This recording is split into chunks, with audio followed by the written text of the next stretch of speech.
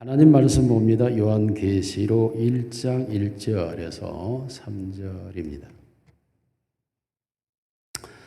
예수 그리스도의 계시라. 이는 하나님이 그에게 주사 반드시 속히 일어날 일들을 그 종들에게 보이시려고 그의 천사를 그 종 요한에게 보내어 알게 하신 것이라. 요한은 하나님의 말씀과 예수 그리스도의 증거 곧 자기가 본 것을 다 증언하였느니라.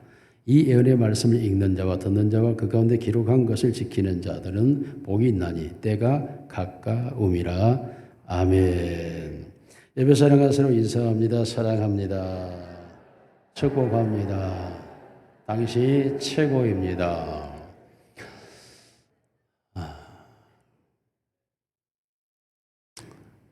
여러분에게 지금 청년과 아비의 신앙에 대한 말씀을 해야 되는데 조금 그 부분은 지체하고 지금 다른 말씀으로 가고 있는데요. 오늘은 성전에 계신 하나님, 사도 요한이 본 것을 증거했고 또한 에스겔서가 본 것을 증거했는데 그것을 종합해서 성경 전체를 통해서 종합해 보면 하나님의 눈은 성전에 있다. 이렇게 한마디로 요약을 할 수 있어요. 하나님의 마음은 교회에 있다. 하나님의 마음은 하나님의 성도에게 있다. 구약에는 하나님의 온통 마음과 눈이 이스라엘 백성에게 있었고 신약에 와서는 그의 몸된 교회에 주님이 거닐고 계시며 그 성도들 속에 계시고 성도와 동행하며 성도와 함께 있다. 이것을 한마디로 하나님은 오직 성전에 마음을 두고 계신다. 이렇게 볼 수 있어요. 그래서 하나님의 마음은 온통 성전을 향하고 있어요. 우주와 만물, 온갖 것들이 세상에 존재하고 있지만 그리고 하나님 그 모든 걸 창조하였고 그것을 주관하고 섭리하고 계시지만 하나님의 진정한 마음은 오직 하나님의 성전을 향하고 있다는 것입니다. 그러므로 하나님의 성전이 하나님과 어떠한 상태에 있느냐가 바로 그 사람의 운명과 그 사람이 속해 있는 공동체와 그리고 그 사람이 살아가고 있는 사회와 그 민족과 그 역사의 운명을 결정하게 되는 것이 바로 성전의 상태입니다. 다시 말씀드리면 그 성전은 바로 나 개인이고 우리 교회고 또 하나님의 백성의 공동체인 노예고 총회고 그리고 모든 교회라고 할 수가 있습니다.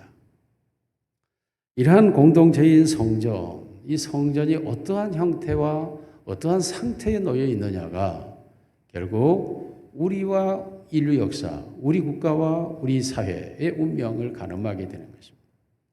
하나님은 그 성전만 바라보고 계시기 때문에 그러므로 성경 안에서 예수님은 친히 마음의 문을 열고 내가 너희 속에 들어가 너희로 더불어 먹고 살며 동거. 하나님은 그의 성도와 함께 동거하기를 원하시는 거예요.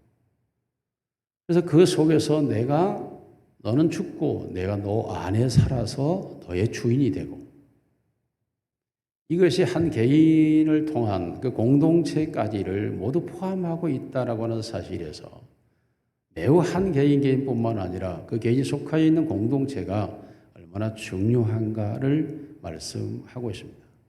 과연 하나님의 마음과 눈이 쏟아지는 하나님의 성전을 바라볼 때 오늘 우리의 교회들은 우리의 성전은 과연 하나님의 복을 받을 성전인지 아니면 하나님의 진노 속에 있는 성전은 아닐런지 우리가 구약의 성전 상태를 한번 살펴보면서 정말 우리의 모습이 하나님의 성전이 되고 어차피 성전이 될 바에는 하나님의 복을 받는 하나님의 은혜와 능력을 나타내는 하나님의 뜻과 의를 이루어 드리는 그런 성전이 되었으면 좋겠습니다.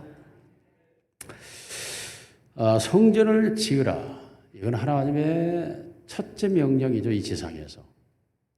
이스라엘 백성들은 두 번 종살이를 합니다. 한 번은 애굽에서 종살이를 하고 이 종이란 말은 노예인데 노예가 되는 경우는 세 가지 이유에서 노예가 됩니다. 하나는 전쟁에서 패배하여 끌려가서 노예가 되고 또 하나는 노예의 자식으로 태어나면 노예가 되고, 또 하나는 돈으로 부모가 나를 팔든 내가 돈에 팔려가면 노예가 됩니다. 이 세 가지에 의해서만 노예가 되는데 이스라엘 백성들이 애굽에서 노예가 된 것입니다. 이것은 그렇지 않았던 일이었죠.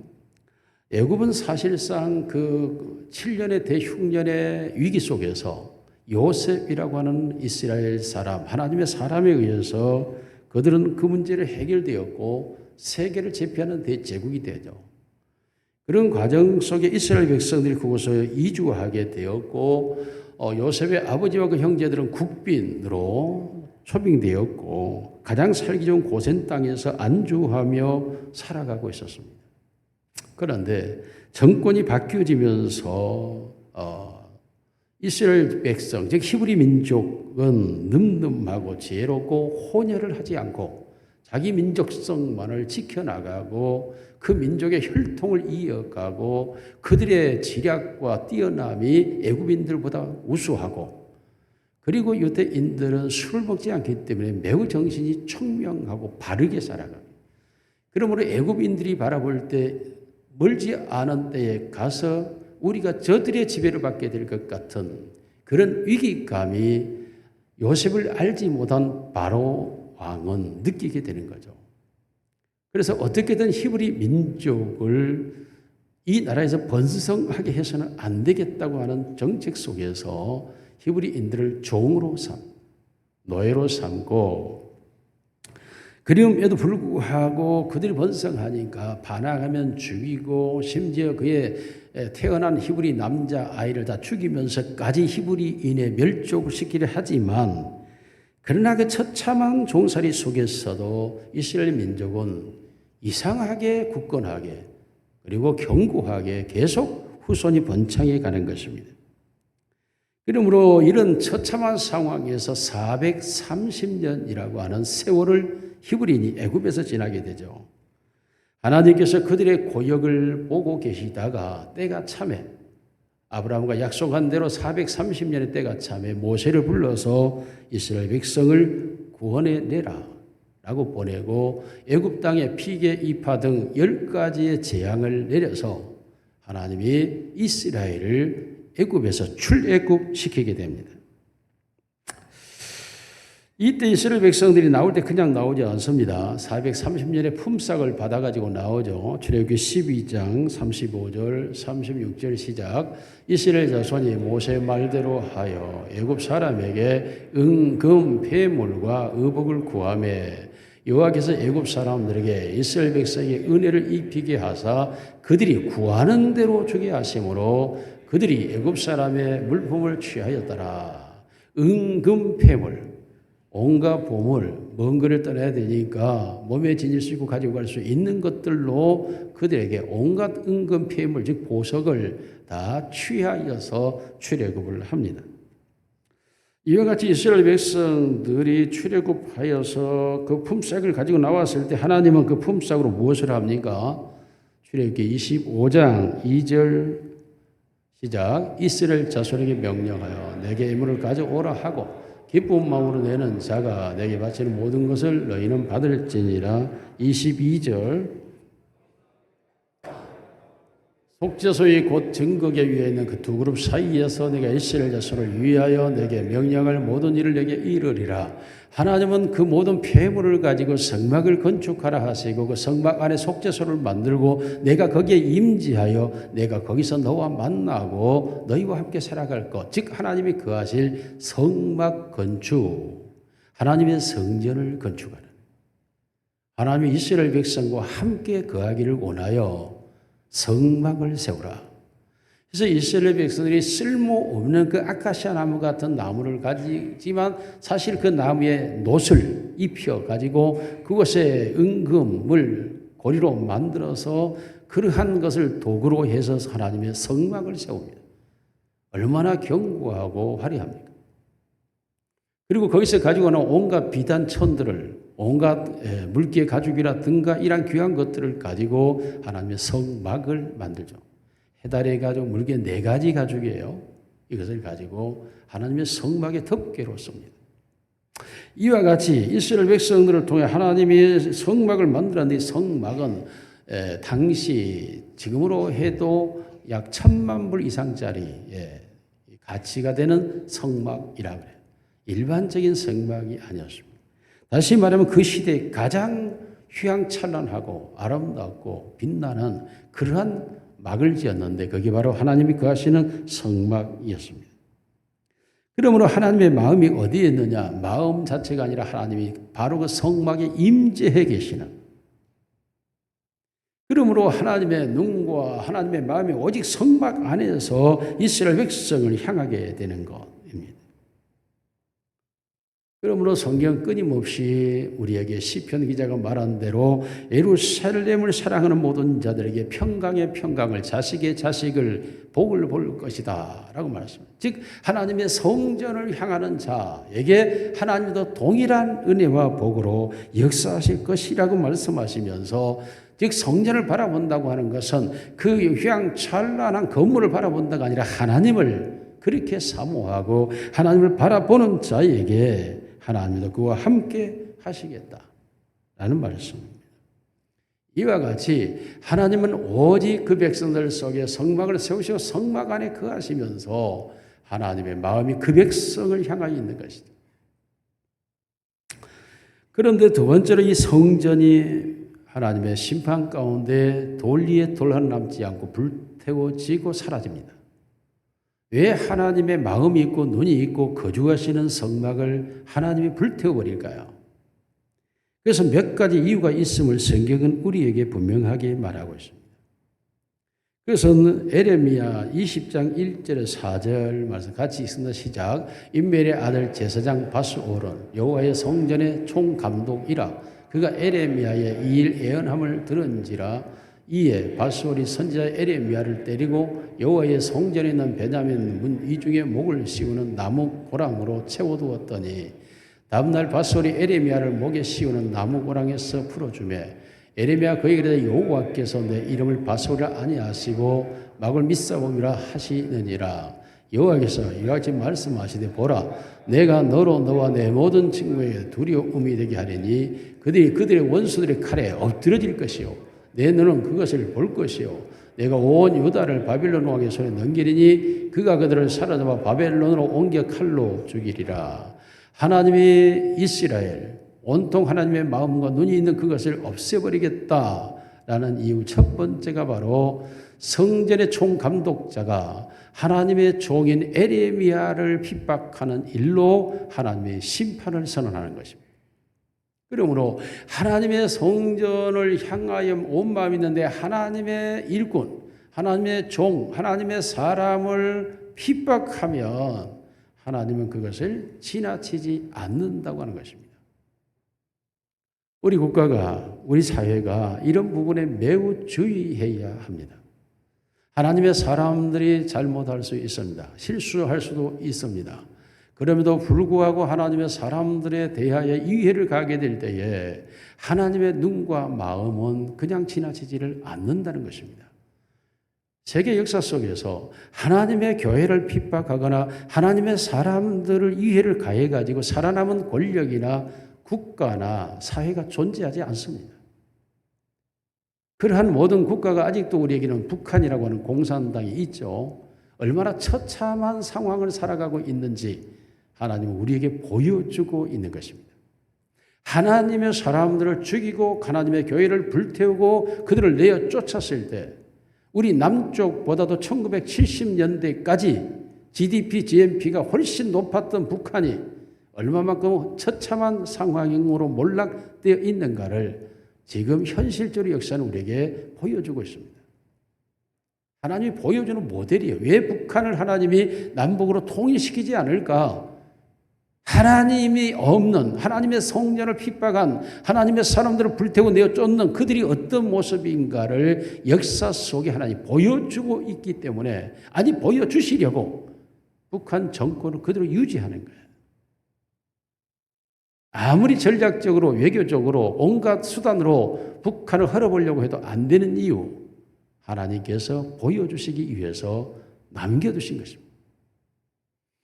이와 같이 하나님의 성전, 하나님의 사람에 대한 위해가 되어질 때에 하나님의 진노, 하나님의 심판이 언제나 그 사회와 그 권력과 그 역사 속에 존재하고 있었다는 것은 우리가 모든 역사에서 볼 수 있는 사실입니다. 두 번째로 하나님께서 심판하겠다는 이유가 예레미야 25장 6절로 11절 같이 읽습니다. 시작. 너희는 다른 신을 따라다니며 섬기거나 경배하지 말며 너의 손으로 만든 것으로서 나의 노여움을 일으키지 말라. 그리하면 내가 너희를 해하지 아니하라 하였으나 너희가 내 말을 순종하지 않아 너희 손으로 만든 것으로서 나의 노여움을 일으켜 스스로 해하였느니라. 여호와의 말씀이니라. 그러므로 만군의 여호와께서 이와 같이 말씀하시니라. 너희가 내 말을 듣지 아니하였느니라. 보라, 내가 북쪽 모든 종족과 내 종 바벨론 왕 느부갓네살을 불러다가 이 땅과 그 주민과 사방 모든 나라를 쳐서 진멸하여 그들을 놀램과 비웃음거리가 되게 하며 땅으로 영원한 폐허가 되게 할 것이라. 여호와의 말씀이니라. 놀라게도 느부갓네살은 바벨론 왕인데 그가 하나님께서 내 종으로 삼았다는 거예요. 하나님을 알지 못한 이방의 권력자를 하나님이 종으로 삼아서 하나님의 마음과 눈이 있는 성전의 백성들을 하나님이 멸망시켜버리겠다. 이유가 뭐죠? 하나님이 하지 마라고 하는 우상을 섬기며 너희 손으로 만든 것들에 절하며 그것에 복종하며 내 말에 순종하지 아니하였기 때문이라고 말하고 있습니다. 그러므로 항상 우상이 성행하게 될 때 하나님의 심판의 손길은 여지없이 등장합니다. 하나님의 사람들이 있는 그곳에 우상이 난립하게 되면 하나님의 역사를 오늘 우리는 지금 이 자리에서 볼 수 있는 것 아닙니까? 우리나라에 온갖 무속들이 판을 치고 통일교를 끌어들이고 이러한 권력 가지고 유지하려고 할 때에 생각지 않은 일들이 일어나지 않습니까? 이 시대에 이 나라의 계엄이란 게 말이 됩니까? 그런 어리석은 일을 서울대 법대 나온 사람이 할 수 있겠습니까? 상상할 수 있는 어리석음과 미련한 짓을 하게 되는 이유가 무엇일까요? 하나님께서는 자기를 버리고 우상을 숭배하고 그러한 것들에 빠져들 때에 하나님은 거기가 가만두질 않습니다. 어떤 형태로든 하나님은 나타나시고 그걸 징계하고 심판하세요. 그러므로 우상이 성행하게 될 때 하나님의 심판이 임박한 것입니다. 어느 역사 때나 마찬가지예요.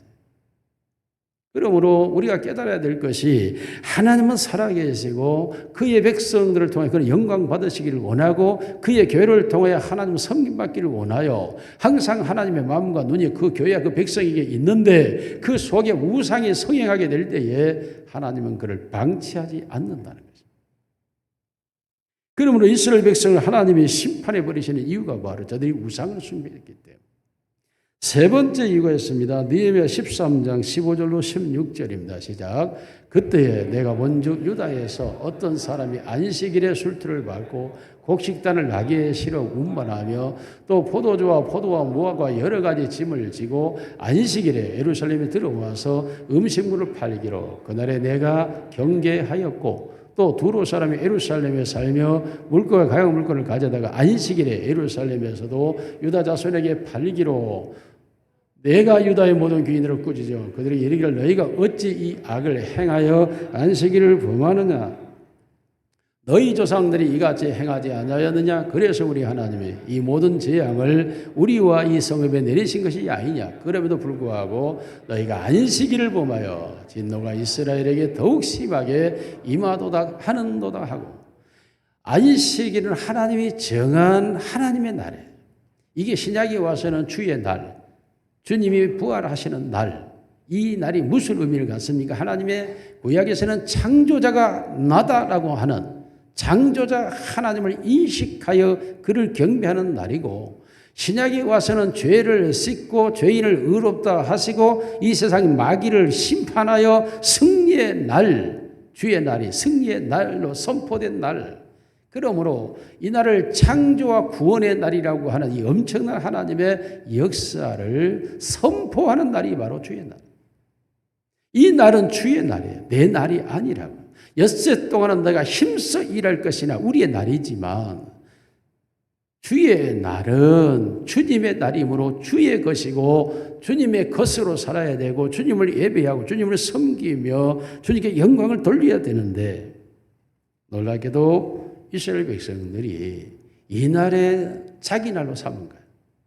자기 원하는 날, 자기 편리한 날, 자기를 위한 날로 삼았다는 거예요. 그러니 하나님께서 이 세 가지의 죄악, 하나님의 백성, 하나님의 일꾼을 핍박하고 우상을 숭배하여 말씀을 거역하고 그리고 주의 날, 그의 날을 섬기지 아니하는 이 죄악으로 인하여 하나님이 마음과 눈이 있던 성전을 폭파시켜버리고 불태워버리고 없애버리고 내가 너희를 떠나버리겠다 라고 말씀하는 거예요. 그러므로 이 세 가지가 원인이 되어서 이스라엘 백성들에게 하나님이 성전을 이방인의 발에 짓밟히게 하고 여인은 능욕을 당하고 장정들은 산더미처럼 쓰러져 죽어가고 어린아이들은 내침을 당하고 대제사장과 왕이 오히려 끌려가고 그것도 시드기야 왕은 두 눈이 뽑혀서 쇠고랑에 차여 끌려가는 이 비참한 나라가 되어버리는 거죠. 이와 같이 하나님께서 마음과 눈을 두고 있는 그 성전이 하나님께 합당하지 아니할 때 하나님은 오히려 처절하게 심판의 도구로 삼아버린다는 거예요. 우리가 이런 상황에서 마땅히 지켜야 될 것은 하나님의 성전으로서 하나님과 어떤 관계에 놓여 있는 상태인지를 항상 내 자신을 살펴야 되고 우리의 교회를 살펴야 되고 우리의 민족을 살펴야 되고 우리의 공동체를 살펴서 진정으로 하나님의 성전이 되게 하는데 우리 모두의 마음이 있기를 주님의 이름으로 축원합니다. 이와 같은 상태가 되어졌을 때 세 번째로 하나님이 에스겔을 통한 환상 중에 회복하는 성전을 우리에게 말씀해 줍니다. 에스겔은 바빌론에 유다가 멸망하여 포로로 끌려간 사람. 에스겔의 신분은 제사장입니다. 그는 바빌론 그발강 가에서 갈대를 부여잡고 포로 생활 5년째 되는 때에 하나님께 이끌림 받아 눈물로 기도하다가 환상 중에 하나님의 세계로 흘러가게 됩니다.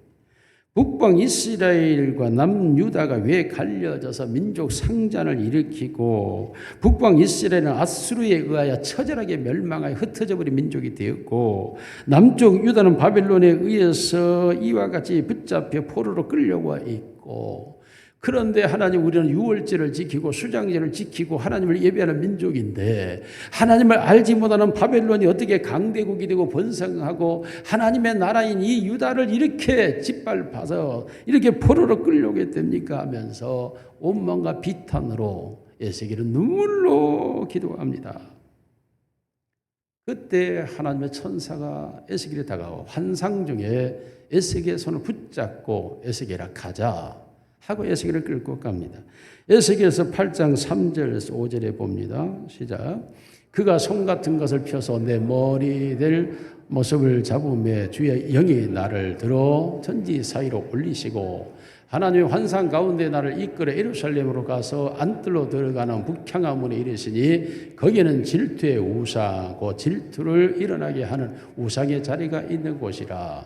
이스라엘 하나님의 영광이 거기에 있는데 내가 들에서 본 모습과 같더라. 그가 내게 이르시되 인자야 이제 너는 눈을 들어 북쪽을 바라보라 하시기로 내가 눈을 들어 북쪽을 바라보니 제단문의 북쪽에 그 질투의 우상이 있더라. 여러분 여기 이것이 무엇입니까? 라고 에스겔이 하나님께 물을 때에 제사장들이 질투의 신에 붙잡혀서 질투의 우상을 섬기고 있다라고 말하고 있습니다. 남에게 복을 빌어줘야 될 제사장들이 남이 잘 되는 게 질투에 사로잡혀서 남이 못되게 하는 일을 하고 있고 이 제사장들이 나를 예배해야 될 나의 영광을 위하여 존재하는 제사장들이 자신의 영광을 위하여 나를 취급하지 않고 있다. 자신의 영광을 위하여 자신이 잘되기 위하여 질투의 우상에 사로잡혀 있다는 거예요. 제사장의 직무는 백성을 위하고 하나님을 위하여 존재하는 자인데 자기를 위하여 존재하고 있다는 거예요. 오늘 우리 모든 성도들을 왕같은 제사장이라고 말씀합니다. 제사장의 직무라고 하는 것은 자기를 위하여 존재하지를 않습니다.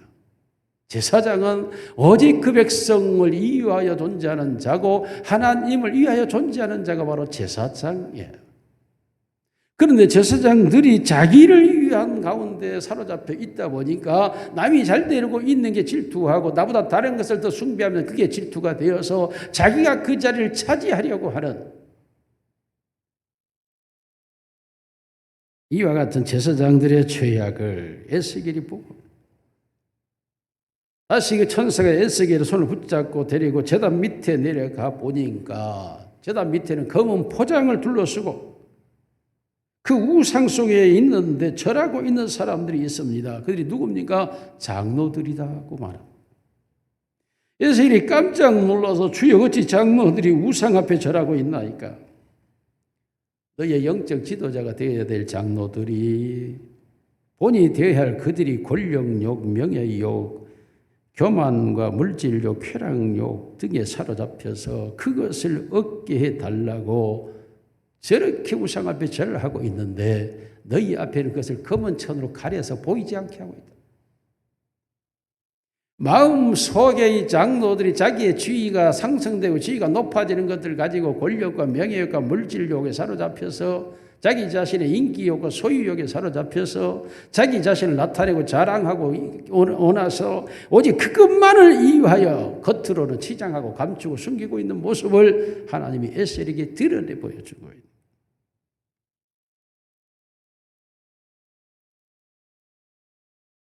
에스겔의 주여 내가 울면서 기도했던 것이 허사였습니다. 내가 더 이상 기도할 용기가 나지 않습니다. 에스겔이 하나님 앞에 자기가 기도했던 것이 얼마나 어리석었는지, 내가 이 백성이 남유다가 북이스라엘이 왜 멸망하였는지, 우리가 유월절을 지키고 수장절을 지키고 하나님을 예배하는 자가 왜 이방 민족이 이렇게 짓밟히는지 말이 안 된다고 하나님께 부르짖었던 자기의 모습이 너무나 부끄럽고 추워여서 하나님 더 이상 저는 말하지 않겠습니다. 하나님께서 에스겔아 아니다. 너가 더 보아야 할 것이다. 하나님 제가 우리 민족의 불행의 원인을 알았는데 더 볼 것이 무엇이 있습니까? 따라와라. 하고 하나님께서 에스겔을 데리고 문을 열고 안에를 들어가 보니 흰옷 입은 여자들이 땅을 치며 울고 있습니다. 에스겔아 저들의 눈을 보지 말고 땅을 치고 있는 손을 봐라. 예, 손을 보니까 다볼이라고 쓰여진 것을 들고 땅을 치며 울고 있습니다. 여호와 하나님 저것이 무엇입니까? 다볼이라고 하는 것이 저들의 소원이다. 저들이 권사들인데 저들이 나라와 민족의 죄를 끌어안고 가족과 형제의 죄를 끌어안고 하나님 앞에 통회하며 자복하며 눈물로 기도해야 되는데 그런 기도를 드리지 않고 자기 소원 들어주지 않는다고 울고 있다. 내 소원 들어달라고 내 소원 들어달라고 내 문제 해결해달라고 내게 복되려고 나라도 잘되게 해달라고 내 자식 잘되게 해달라고만 울고 있지 자신들의 죄와 민족의 죄와 국가의 죄와 성전의 죄를 회개하지 않고 있다. 에스겔이 거의 절망 상태에 빠져. 주여 이제 더 이상 내게 보이지 마옵소서. 내가 다 알았나이다. 이제 더 이상 원치 않습니다. 하나님께서 에스겔아 더 볼 것이 있다. 가자 하고 에스겔을 끌고 성벽 옆으로 지나가는데 담벼락에 구멍이 뚫려져 있고 구멍 속으로 들여다보니까 그렇게 큰 홀이 있는데 그 홀 속에 곤충과 가증한 짐승들이 들끓고 있습니다. 주여 저것이 무엇입니까? 도대체 제가 어디에 더 곤충과 가증한 짐승들이 우글거리고 있습니까? 저곳이 성전이다. 아니 어떻게 성전에 저런 짐승과 곤충들이 들끓고 있습니까? 저들이 성도들이다. 아니 무슨 말씀입니까? 성도들이 거룩하고 경건하고 거룩하여 하나님 앞에 옳고 바르게 서야 되는데 저들이 곤충 같고 짐승 같은 깨닫지 못하는 자 짐승 같다고 했는데 하나님의 대야 깨닫지 못한 채 저들이 주저앉아서 저들 속은 온통 더러움으로 가득 차 있고 악으로 채워져 있고 거짓으로 가증하고 채워져 있고 에스겔이 주저앉아 버립니다. 주여, 나는 더 이상 볼 수가 없습니다.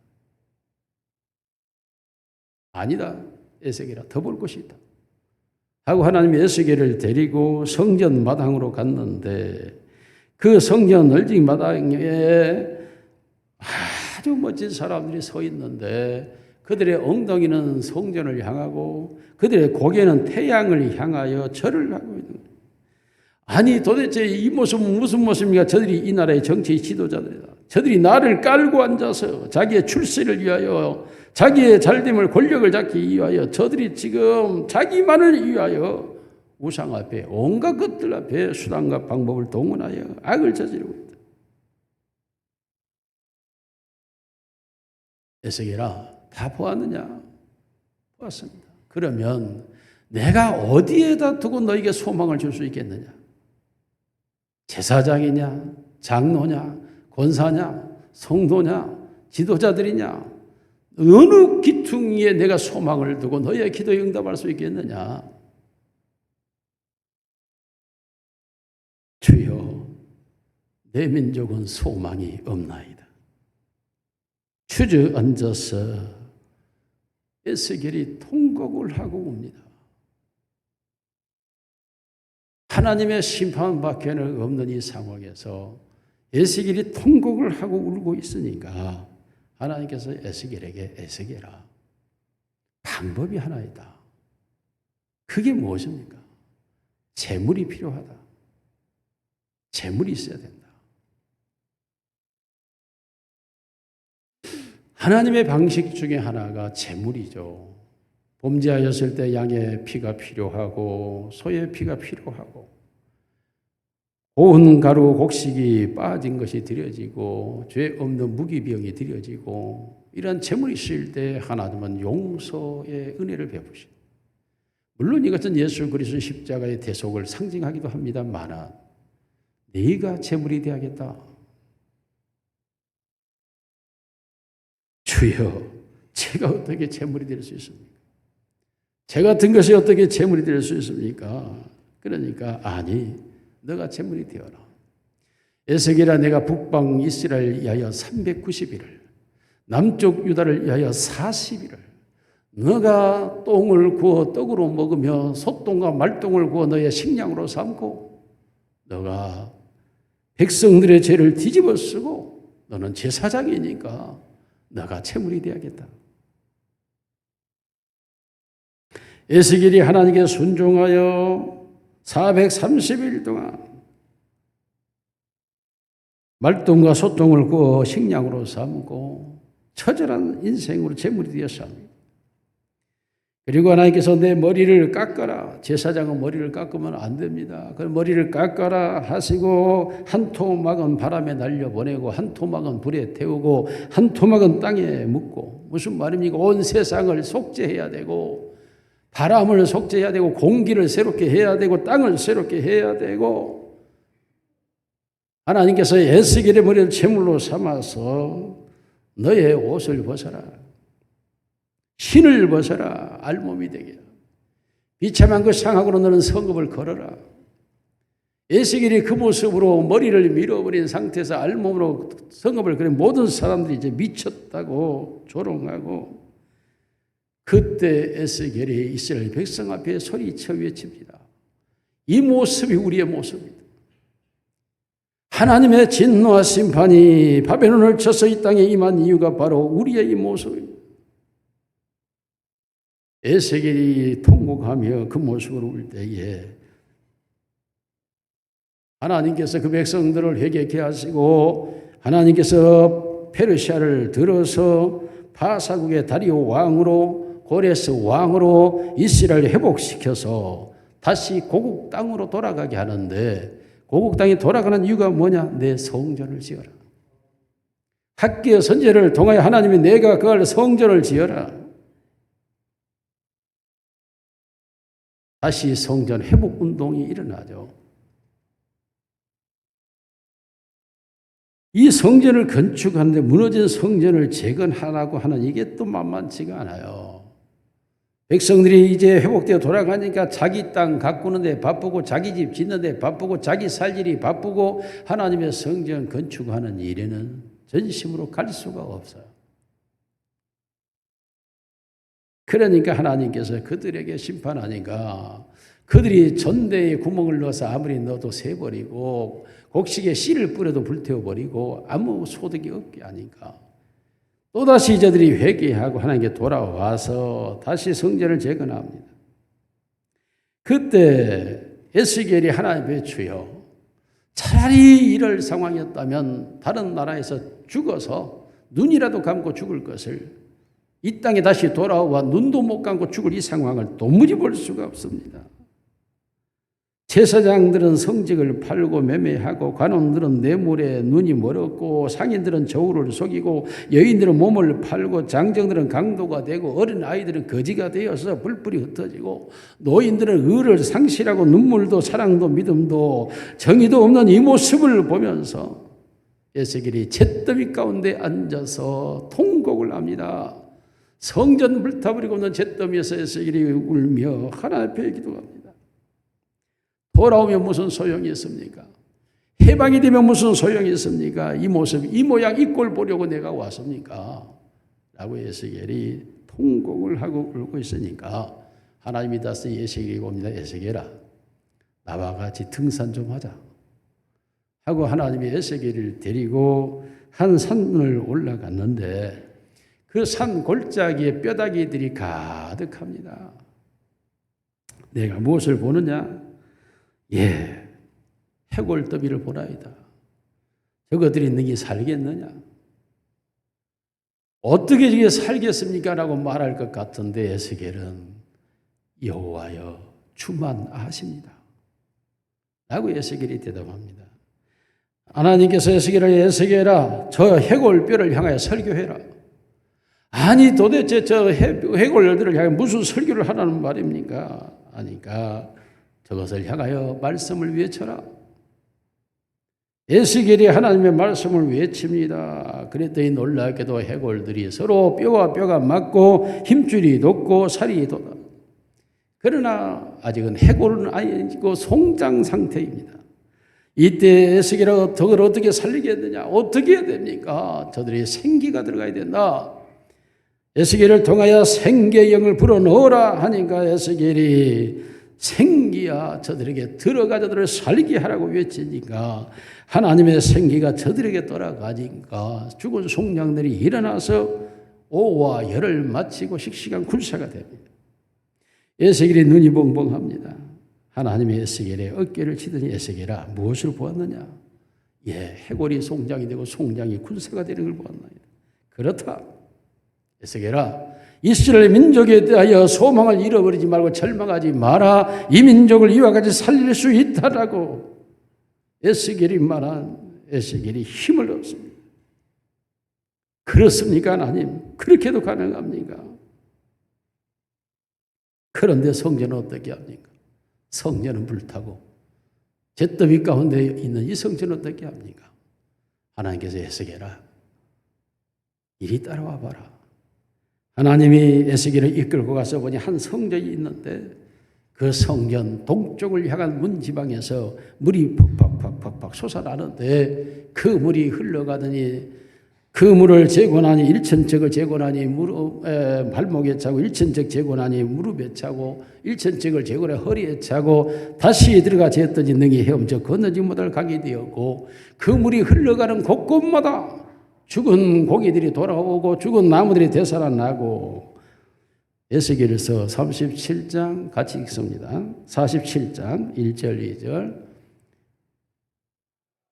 그가 날 데리고 성전문에 이르시니 성전의 앞면이 동쪽을 향하였는데 그 문지방 밑에서 물이 나와 동쪽으로 흐르다가 성전 오른쪽 제단 남쪽으로 흘러내리더라. 그가 또 나를 데리고 북문으로 나가 바깥길로 거기에 동쪽을 향한 바깥문에 이르시기를 본즉 물이 그 오른쪽에서 스며 나오더라. 8절 그가 내게 이르시되 이 물이 동쪽으로 향하여 흘러 아라바로 내려가서 바다에 이르르니 이 흘러내리는 물로 그 바다에 물이 되살아나리라. 12절 강 좌우가에는 각종 먹을 과실나무가 자라서 그 잎이 시들지 아니하며 열매가 끊이지 아니하고 달마다 새 열매를 맺으니 그 물이 성소를 통하여 나옴이라.